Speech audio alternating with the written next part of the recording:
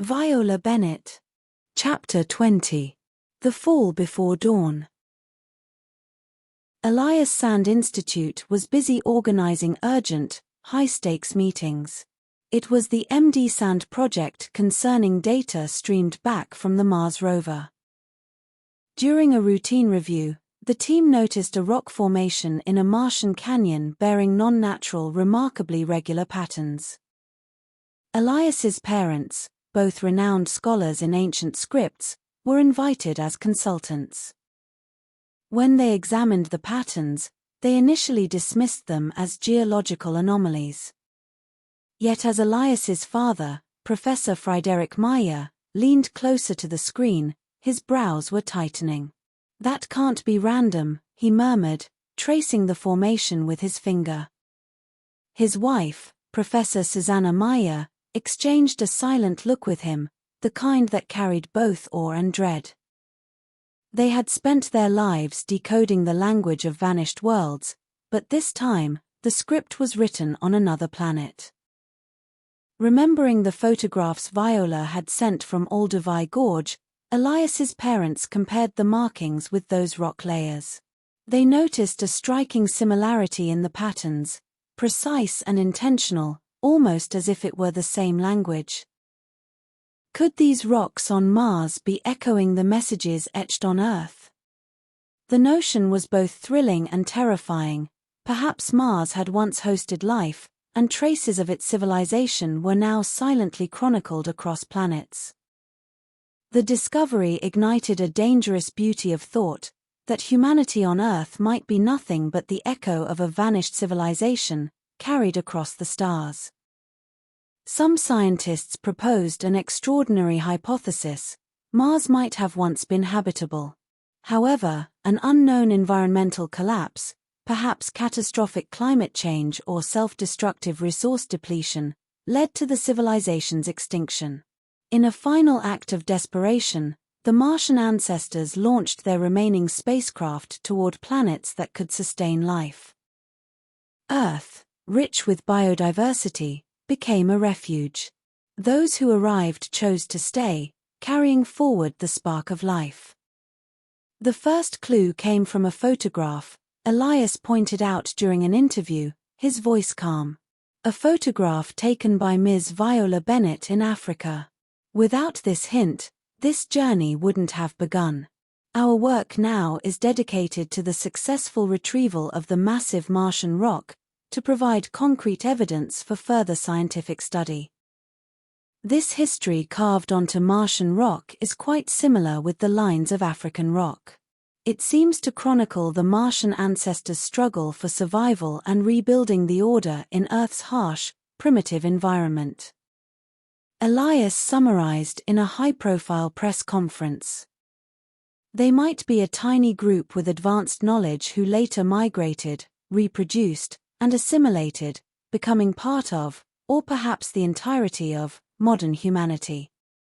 This theory offered a plausible explanation for the sudden appearance of ancient marvels, the pyramids, Sumerian civilization, the Antikythera mechanism, and Roman concrete, technologies seemingly too advanced for their time.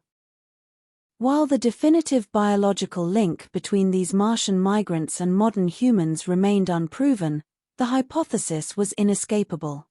Human survival on Earth was likely a continuation of Martian history. Mars, the planet once viewed as humanity's future home, might be in fact, the home they had once destroyed. It's an echo, in a press interview, Elias pointed out. A terrifying, profound echo. Mars isn't just our future destination, it's probably our original home and a mirror of our potential fate. Perhaps we've been homesick for a world we once destroyed. The monumental discovery immediately sent shock waves through the scientific community and became the focus of global media attention.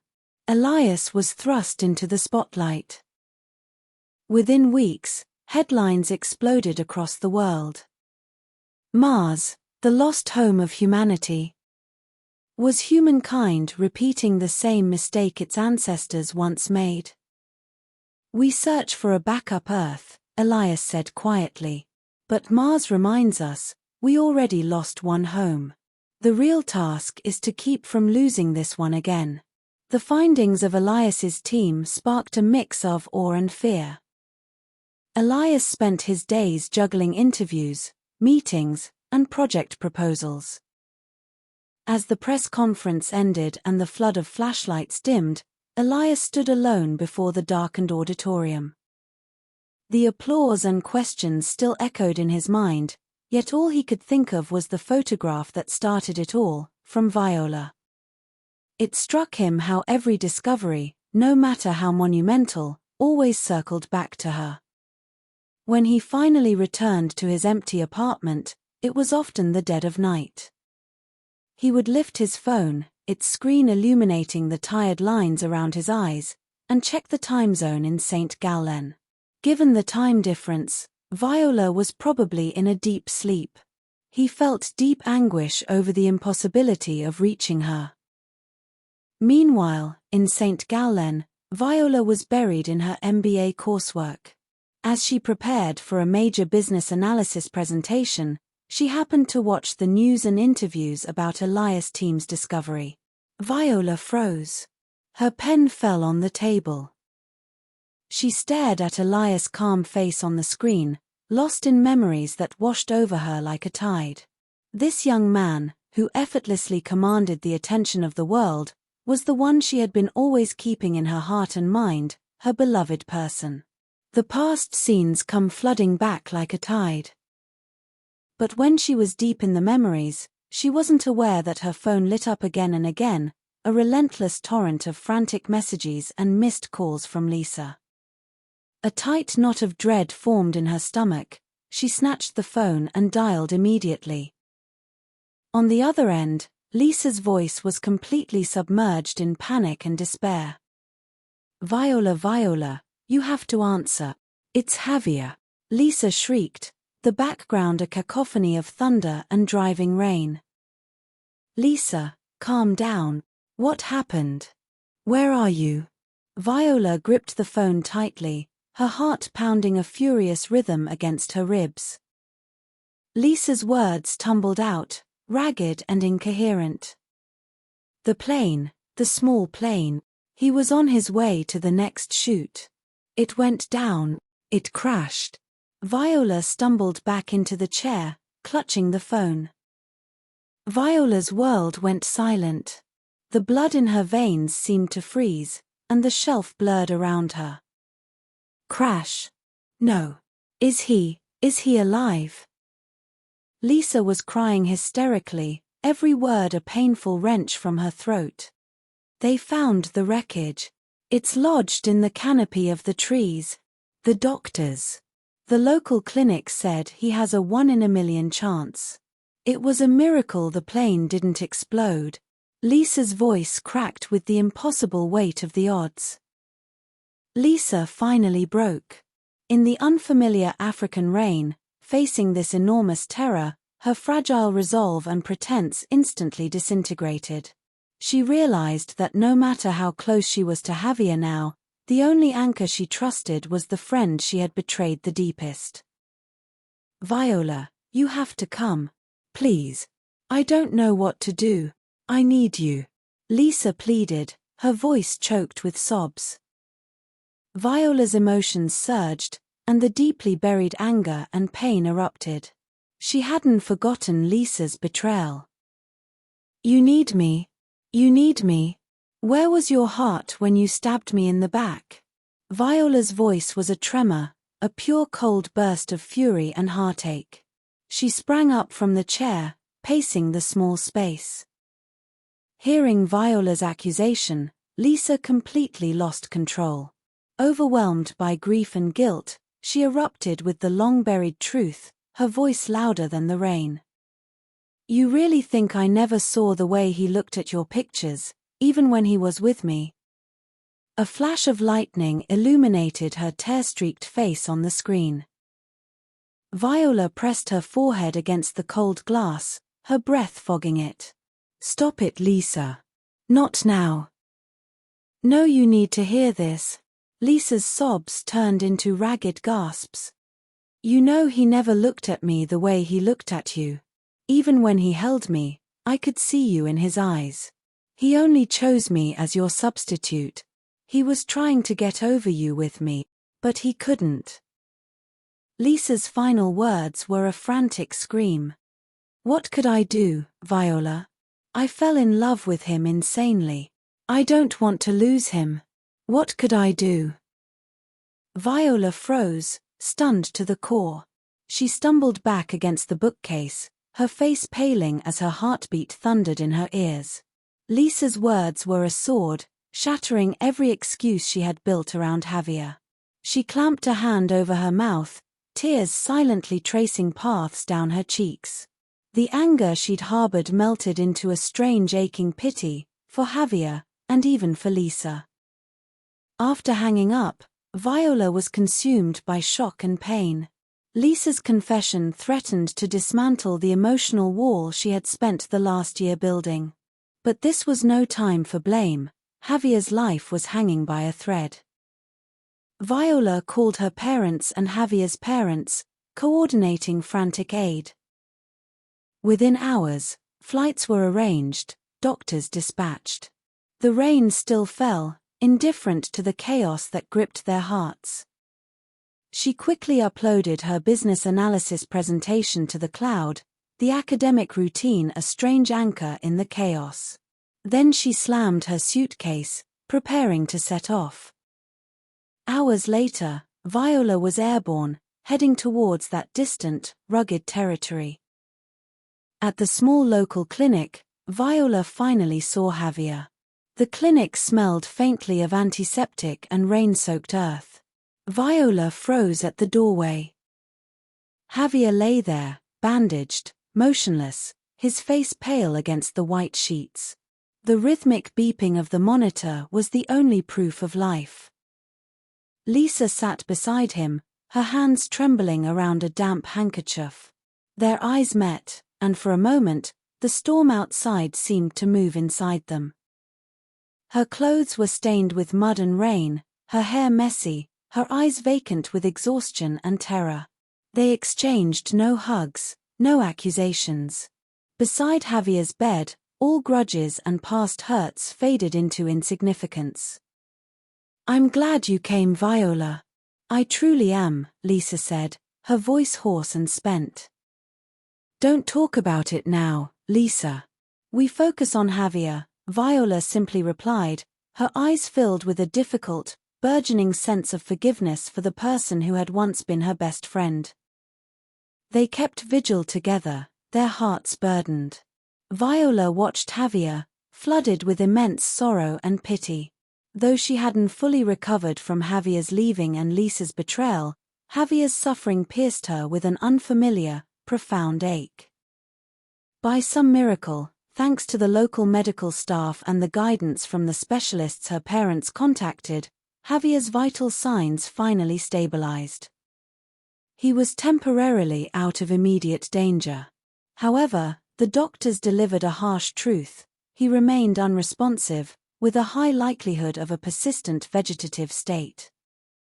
"We can't let him stay here," Viola said to Lisa, "we must move him somewhere safer." As soon as Javier was stable enough, Viola and Lisa, with the help of Javier's family and the medical team, put him on the private jet bound for Madrid, where he could receive specialized long-term care. During the long flight from Africa to Spain, Viola and Lisa sat vigil by Javier's side. Once inseparable, the two girls were now divided by layers of betrayal and sorrow. The air felt heavy, almost suffocating. Yet amid the tension, something began to soften. Above the clouds, in the pressurized silence, they finally broke through the quiet. Viola spoke first, honestly reflecting on her feelings for Javier. "I've been thinking about what you said, Lisa. About him being hung up on me." Viola looked at Javier's pale face, her voice barely a whisper. "And what you have said is right. I wasn't really in love with him. I was in love with the intensity of his adoration. I was in love with being the center of his fiery perfect world. I needed that intense heat to feel alive after Elias left. But that wasn't real love. Tears streamed down Lisa's face as she finally dropped all her defenses. He was my truth, Viola. Lisa gripped Javier's cold hand, her voice trembling. I knew he loved you. I saw it, and I still chose to be there. I chose to love the part of him that was available, even if it was just his rebound. Lisa continued, she couldn't help but sobbing. I never meant to hurt you. I love you, V. But I love him too, all of him. I remember you telling me to embrace a life where I didn't have to beg for love. But I was helpless. My hopeless love blinded me to your feelings. Viola's chest tightened. She met the selfless love in Lisa's eyes, and her anger slowly melted into a poignant, aching pity. Love is blind, Lisa. I see it now. You're the one Javier truly deserves. The unconditional love I couldn't give. Viola exhaled slowly, the weight of her anger finally easing. I pray for him, and I pray for both of you, she whispered, her voice carrying a fragile, trembling hope that Lisa could feel. Sometimes, when you realize someone else can love the person you once held closer, and love him deeper, truer, braver than you ever could, the kindest thing you can do, even after all the hurts, is to let that love live. It is how you find the courage to move on and walk forward with peace in your heart. Thank you, V. Thank you, Lisa said, crying but with a soft, relieved smile, as if a heavy weight had finally lifted from her chest. Viola reached out and gently squeezed Lisa's hand, the tension in her own shoulders melting slightly. You did what your heart told you, Lisa. And I see it now. Truly. For a moment, they sat in quiet companionship. Words were unnecessary. The shared understanding and the fragile peace between them said more than any conversation could. Lisa wiped her tears, her hand still in Viola's. Every time, you gave me your strength when I couldn't. V, I owe you everything. Viola shook her head gently. No debts, Lisa. The two women leaned against each other quietly. Then, Viola told Lisa about the final goodbye with Elias in Switzerland. He left again, like every time before. I saw his emotions, but I don't really understand what he fears. Maybe it is not the love deep enough for him to fight for. Viola sighed and then continued. Now, I'm alone again. But during the last year, I have been working with one thing, to be independent in mind, to be myself. I shouldn't look for codependency to fill the blank that Elias left to me. Viola, trust me, you're totally wrong. He loves you, absolutely. Even after knowing about your chaos with Javier and Sean, Elias is still hung up on you. Deeply. He told me he was self-blaming and regretting leaving Switzerland, regretting giving you the choice. He thinks of you always. Lisa closed her eyes in pain. He's just terrible at fighting for himself. He always prioritizes your freedom over his own happiness. Sometimes I am really jealous of you, V. What is your magic to have both of them so deeply devoted to you? A storm raged in Viola's heart. She suddenly understood the root of her lifelong insecurity regarding Elias. It should be his overly selfless love. Is that the freedom love I am chasing for? She realized how much she missed him at that moment. Lisa saw the melancholy in Viola's eyes and, leaning closer in the narrow cabin, placed a hand on her shoulder. She drew Viola into a careful embrace, just as Viola had once done for her in a time of heartbreak. You'll find the way to each other. Trust me. You're meant to be together, Lisa said with quiet certainty. Viola leaned into the embrace and closed her eyes. During the long flight, the two old friends had finally found the courage to face each other again. I was thinking on the flight, Viola said. We should do something for Javier, for his fierce love of art, and maybe to wake him up. You'll find a way, Vi. I trust you, and I'll do everything I can to help, Lisa replied. What about organizing an exhibition of his artwork? Viola asked hesitantly. That's a wonderful idea, Vi. Lisa exclaimed. It would be both a desperate attempt to jog his memory, Viola murmured, and a tribute to his life's passion. Right you are. We need to make him see the things he loved, the ones he poured himself into. Lisa said with hope. Back in Madrid, with the assistance of Javier's parents, Javier was sent to the hospital and received the best treatment. The preparations for the art exhibition began immediately. Viola and Lisa decided to organize Javier's African artwork into the theme of the 4 seasons, representing the cycle and passion of life. They chose Vivaldi's The 4 Seasons piano score as the central theme and background music for the exhibition design. As Vivaldi's piano piece played during the preparations, Viola's mind was transported back to her childhood. She recalled the times she and Elias used to play the piece together, she on the violin, he on the piano, their melody raw but filled with perfect synergy. She remembered every turning point in her life. Whenever she felt lost or uncertain, Elias was always there, with his quiet understanding, his warm eyes and the encouragement that steadied her. As those memories returned, she realized how deeply he had shaped her life. The day before the exhibition's opening, Viola was in the Madrid hotel, finalizing the setup details. Her phone screen lit up with a message from the name she missed so much, Elias.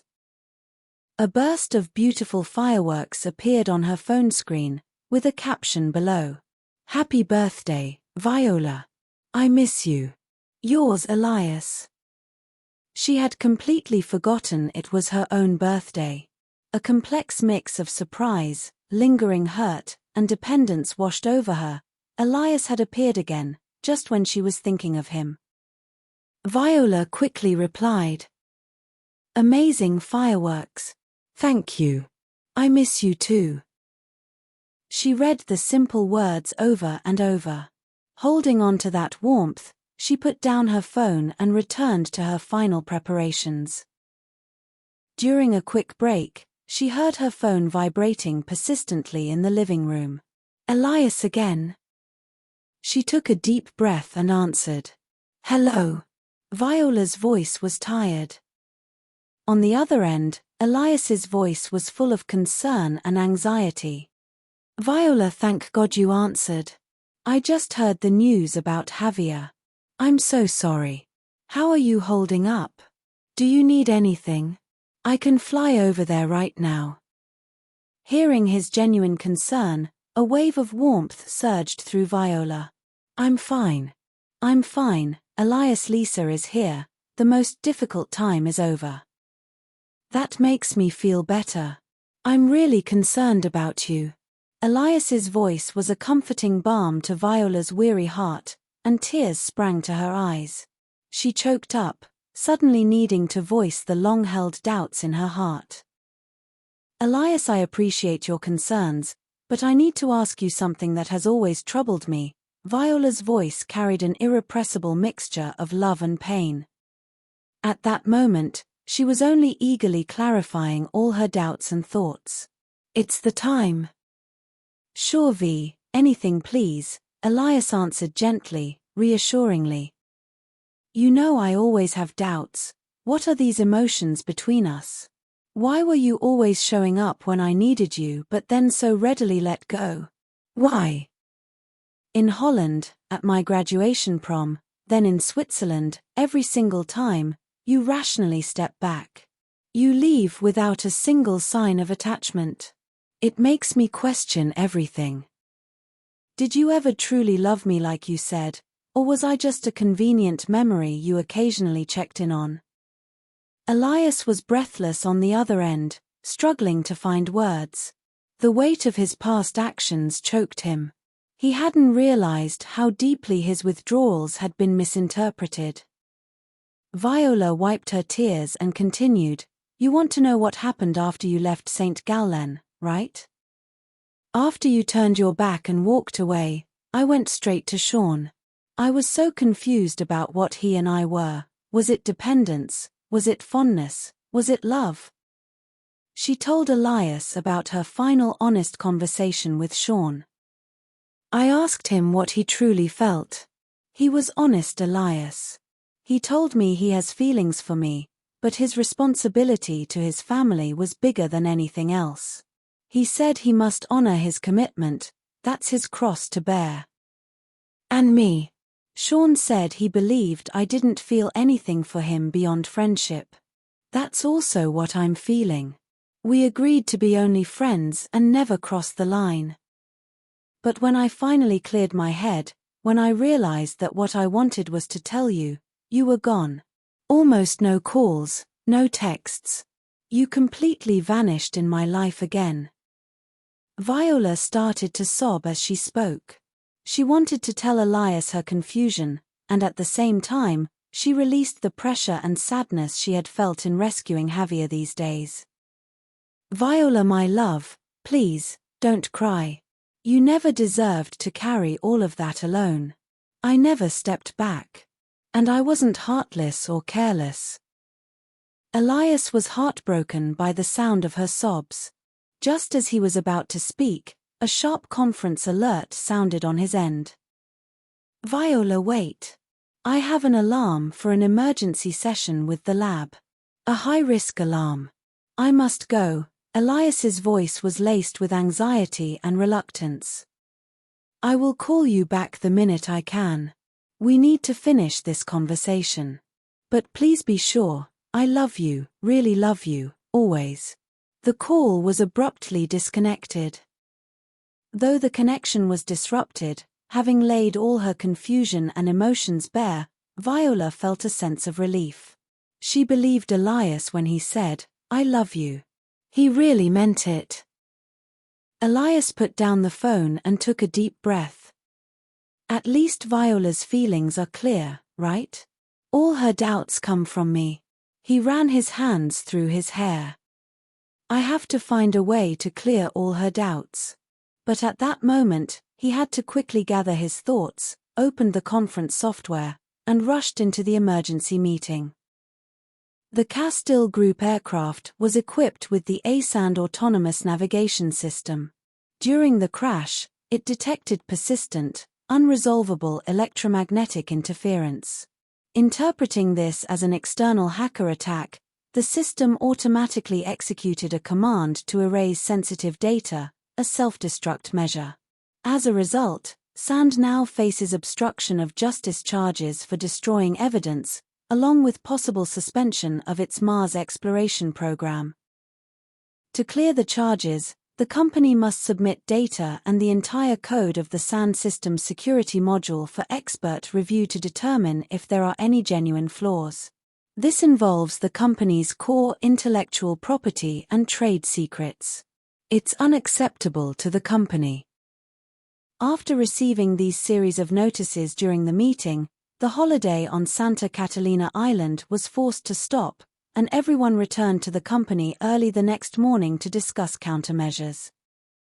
It would be a tough time, especially for Elias, the team leader of Technic. Back in Madrid, based on the extraordinary plan and design, all the efforts of settling the display and expression, the exhibition opened successfully. Viola and Lisa stood by the entrance, watching the stream of guests, their eyes reflecting complex emotions. Inside, Vivaldi's The Four Seasons piano music flowed gently. Large carvings of the musical scores were subtly incorporated into the display, corresponding to Javier's artwork, which depicted the grand, simple, colorful, and pure seasons of Africa. Lisa slowly pushed the deeply comatose Javier, seated in a wheelchair, into the hall. As they guided Javier through the gallery, Vivaldi's springs swelled in the air. Viola noticed his eyelids flutter, just once. She thought it was a trick of light. As Lisa wheeled Javier up to a blazing, vibrant canvas depicting a wildebeest migration at sunset, a miracle occurred. Lisa gently placed Javier's hand on the piece, whispering their shared promise. "See, Javi, the miracles of life that you expressed. You have promised me you would paint the true face of the Serengeti. Wake up, my love. We're home." Viola saw Javier's finger twitch. Then from the corner of his eye, a single tear slowly rolled down his cheek. Viola's breath caught. The music played on, gentle, unstoppable, like life returning. It was a minimal sign, but the response to his art convinced them that Javier had heard. Seeing this flicker of life, Viola and Lisa embraced, crying together, for Javier, and for their past and future, which they finally faced together, reconciled. Lisa wiped her tears, a confirmed resolve on her face. She decided to stay in Madrid and continue caring for Javier, convinced he would awaken. Viola understood Lisa's decision and offered her blessing. She knew this was the best place for Javier and the deepest expression of Lisa's love. Back in her hotel room, a deep and overdue calm finally settled over Viola. The past weeks felt unreal, coordinating medical support in Africa, bringing Javier back to his hometown, racing against deadlines to assemble Javier's exhibition, and now the faint but unmistakable signs of his awakening. She sat on the edge of the bed and exhaled slowly, aware of how tightly she'd been holding herself together. She pressed her palms together, feeling the tremor finally ebb from her fingertips. A quiet gratitude bloomed in her chest. Javier had been a brilliant incandescent chapter, beautiful, overwhelming.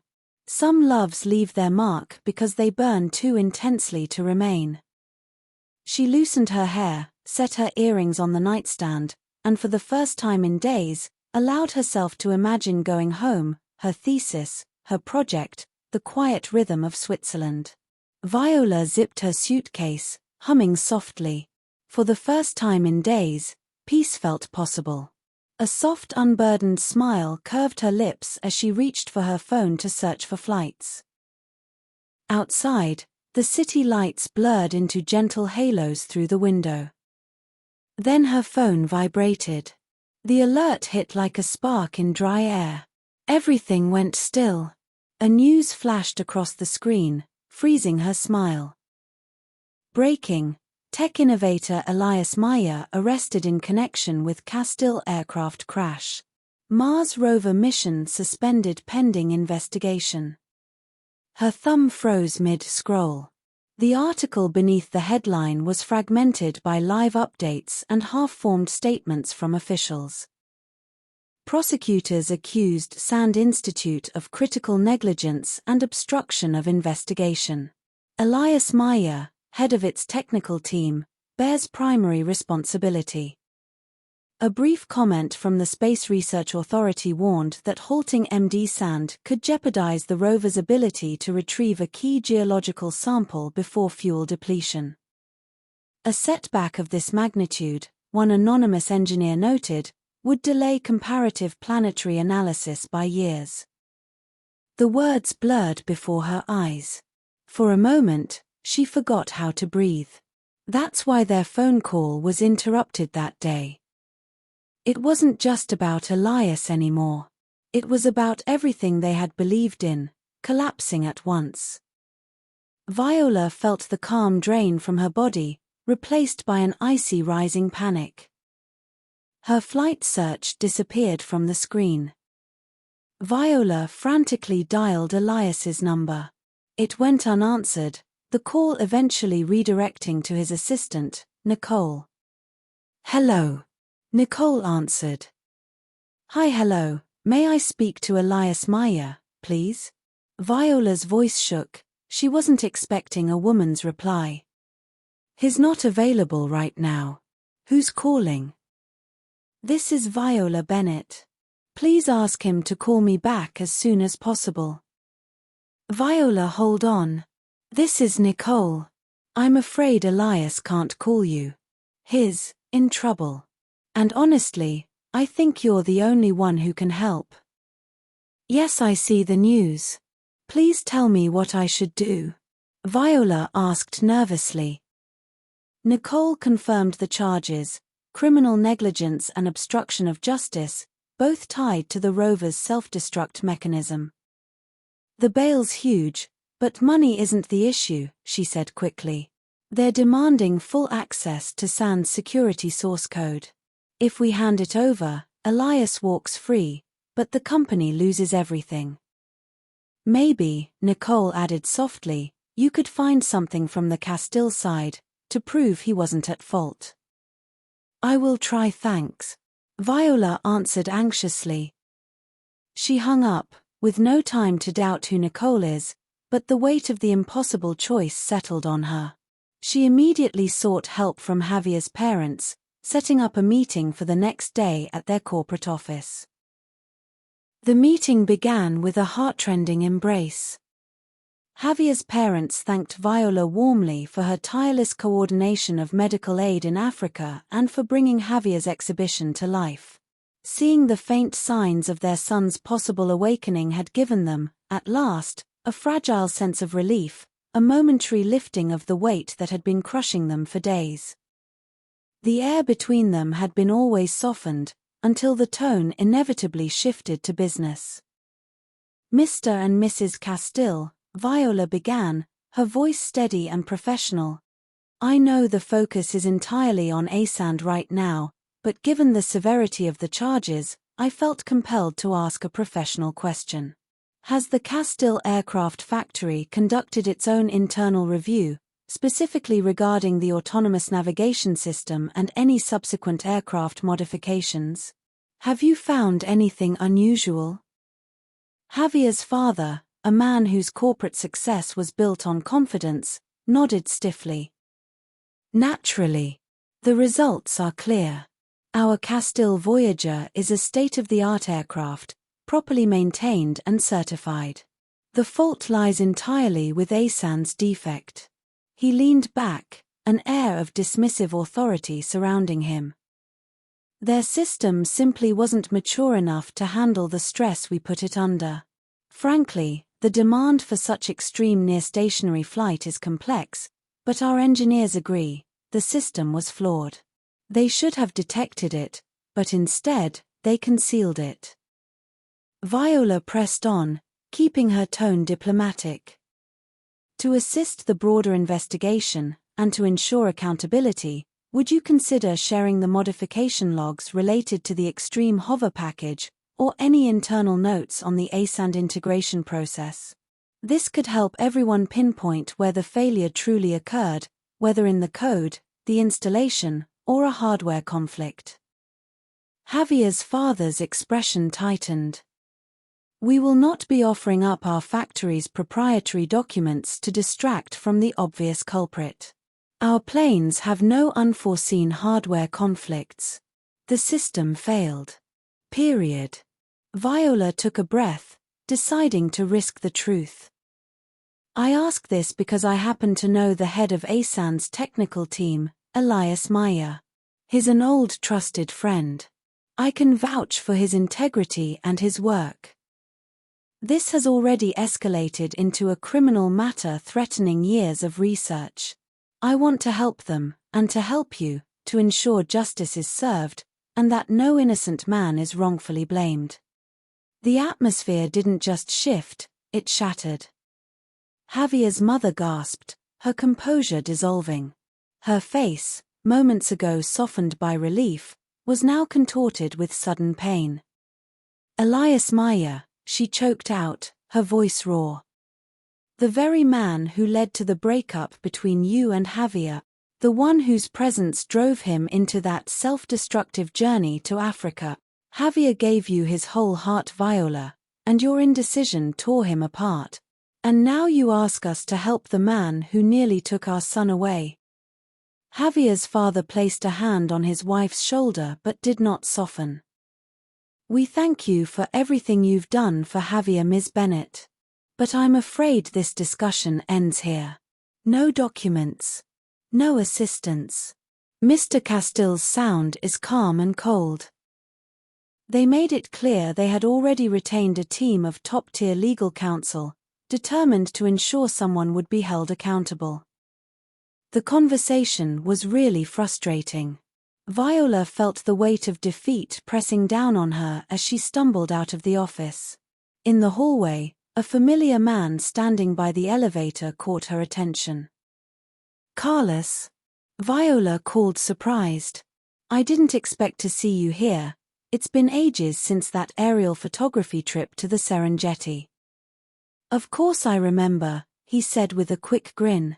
"The girl who sang under the stars, and left Javier completely captivated." Viola forced a faint smile. "He might not agree with you now." Without wasting time, Viola leaned in slightly, her tone shifting. "Carlos, may I ask you something honestly? It's about the retrofit, the so-called immature technology and the extreme hover requirement." "Please, Carlos. I just want to understand what really caused the accident." Carlos hesitated, visibly torn between corporate loyalty and conscience. "Javier wanted the impossible," he said quietly. "He demanded the aircraft be as steady as a tripod in a gale for his aerial art project. So we pushed Asan's team to disable some of the overly conservative sensor redundancies. They sent us a formal warning letter. It said the modification would compromise EMC compatibility, but our engineers here insisted our shielding was the best in Spain. We were arrogant." "I guessed so, Carlos. Thanks for your information. Do you have any attachment that proves it? We really need it to get to the truth," Viola pleaded eagerly and sincerely. After a tense pause, Carlos exhaled. "I'll try to get you a copy of the EMC compatibility warning letter from Asan's team. And maybe the signed risk waiver and the internal meeting minutes. They'll prove what really happened." Viola's breath caught. For the first time since the news broke, she felt a sliver of direction. "Thank you so much, Carlos, it means a lot to me." After parting with Carlos, Viola dialed her younger brother Leo immediately, her heart pounding. A sharp legal mind, he was exactly the ally she needed right now. Leo listened intently as Viola summarized the situation. "All right," he said, his mind racing. "The main reason Elias is being held isn't the crash itself, it's obstruction of justice. That self-destruct program exists to prevent him from escaping or tampering with evidence. To clear criminal charges, they needed overwhelming evidence that his intentions were not malicious." Leo continued. "Carlos's evidence, the EMC warning and internal meeting records, can show Elias isn't criminally responsible for the crash itself. But that won't touch the obstruction charge. They'll demand an explanation for why the self-destruct triggered. Right now, the prosecution has him cornered. Prosecutors will argue it destroyed critical telemetry data." Leo's voice turned grave. "The real leverage is the prosecutor's demand, the safety module design and source code. That's Sand's crown jewel. To clear Elias completely, his uncle André would have to surrender it. Only by exposing that intelligent property can they prove Elias acted in good faith. And yes, that tech is the very core of the Mars rover's navigation system. It should be a tough decision." Later that evening, in a quiet alley, Carlos glanced around nervously. His hand trembled as he handed a thumb drive to Viola. The choice between family loyalty and integrity weighed on him. The drive contained the EMC warning letter, the signed risk waiver, and the internal meeting records, evidence that could change everything. When he handed her the drive, a drop of rain landed on its metallic surface, cold, clean, like truth breaking through dust. Viola pocketed the drive, her mind racing. She now had the evidence to prove Elias's innocence, but the real battle was just beginning. She had to convince André to risk the company's crown jewel to save him. Without hesitation, she booked a flight to San Francisco, her heart set on a confrontation that could decide everything. This time, Viola thought, it was finally her turn to do something for Elias, not out of need, but out of love.